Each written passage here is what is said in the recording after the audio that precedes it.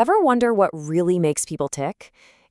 What are those deep, invisible forces that push us to be kind one moment and, well, not so kind the next?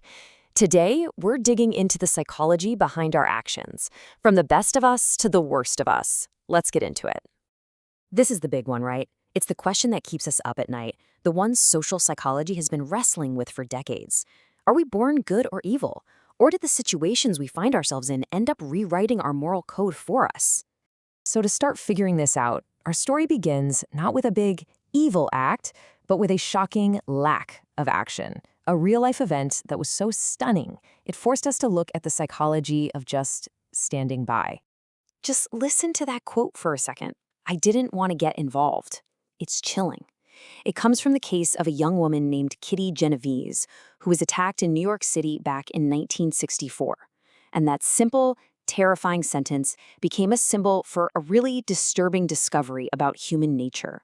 Now, what's just absolutely horrifying here is the timeline. This wasn't quick. The attack happened over the course of almost 45 minutes in 3 separate attacks.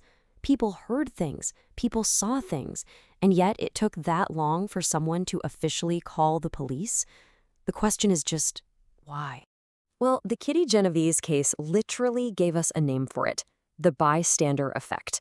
And here's the completely counterintuitive part. Having more people around doesn't make it more likely someone will help. It actually makes it less likely. We all just kind of assume someone else will handle it. It's called the diffusion of responsibility. Psychologists later mapped out the mental hurdles someone has to clear before they actually step in to help. Think of it like a 5-step process, and if you fail at any one of these steps, nothing happens. In a crowd, the chain almost always breaks at step 3, assuming it's your job to do something. Okay, so that's the psychology of inaction. But what happens when we go from just failing to do good to actively doing harm? What could possibly make ordinary, decent people cross that line into something truly evil? This is a really critical shift, right? The bystander effect is passive. It's a failure to act. But psychologist Philip Zimbardo came up with a term for the active transformation. He called it the Lucifer effect, named after, God's favorite angel who took a pretty dramatic turn. So here's the absolute core of Zimbardo's theory, and it's a big one. It's not always about bad apples. Sometimes it's about a bad barrel. The situation, the system, the roles we're told to play that can totally corrupt otherwise good people. Zimbardo put this wild theory to the test in 1971 with what became one of the most infamous studies in history, the Stanford prison experiment. He got a bunch of healthy, normal college kids, flipped a coin to make them either prisoners or guards, and stuck them in a fake prison. It was supposed to last 2 weeks. They had to shut it down after just 6 days because things got way too real, way too fast. And that was his big takeaway. The guards, who were just normal students, became sadistic. The prisoners became broken and passive. It was a terrifying look at how a powerful situation can completely steamroll a person's individual personality and morals. But let's be honest, what about the bad apples? The situation is powerful for sure, but what happens when a person is already kind of wired for manipulation, for exploitation, for a serious lack of empathy? Well, that's where we run into something called the dark triad. So psychologists have identified this little cluster of 3 pretty malicious personality traits. First, you've got narcissism, which is all about that inflated ego. Then there's Machiavellianism, which is basically being a master manipulator.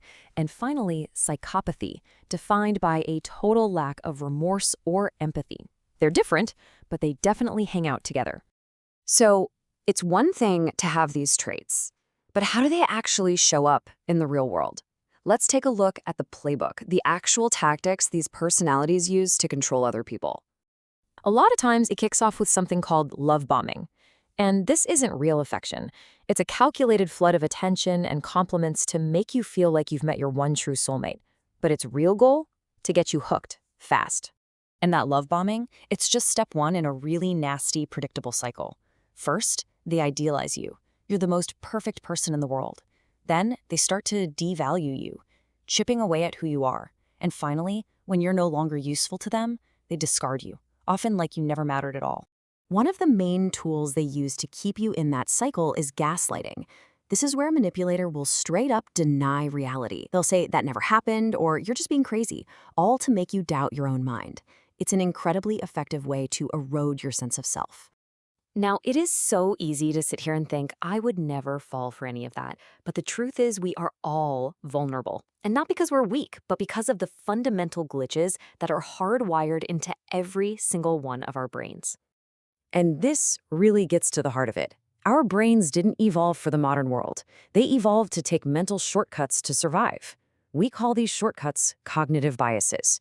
And usually they're helpful, but man, can they lead to some massive errors in how we see the world. I mean, just look at a few of these. Confirmation bias, that's when we only look for information that proves we're right. We all do it. Anchoring bias traps us with the first thing we hear, and the availability heuristic makes us think that whatever we just saw on the news is the most common thing in the world. These biases are running our lives every single day. So, we've seen the power of this situation, the influence of dark personalities, and the weird little quirks of our own minds. And I know it can all feel a little bleak, but the story absolutely does not end there, because the same research that shows us our weaknesses also points to our capacity for incredible strength. And this might be the most hopeful part of all. Philip Zimbardo, the same guy from the prison experiment, also studied heroism. And he argued that just like evil can be boring and ordinary and inside all of us, so can heroism. It's not about capes and flying. It's about a simple choice to help someone, to speak up, to do the right thing when it's tough. So I'll leave you with this final thought. Understanding all these dark forces, it isn't about making excuses for bad behavior. It's about being aware. Because it's only when we understand what's pushing us around that we can even hope to grab the steering wheel. So what do you think is the biggest force shaping your own actions? Something to think about.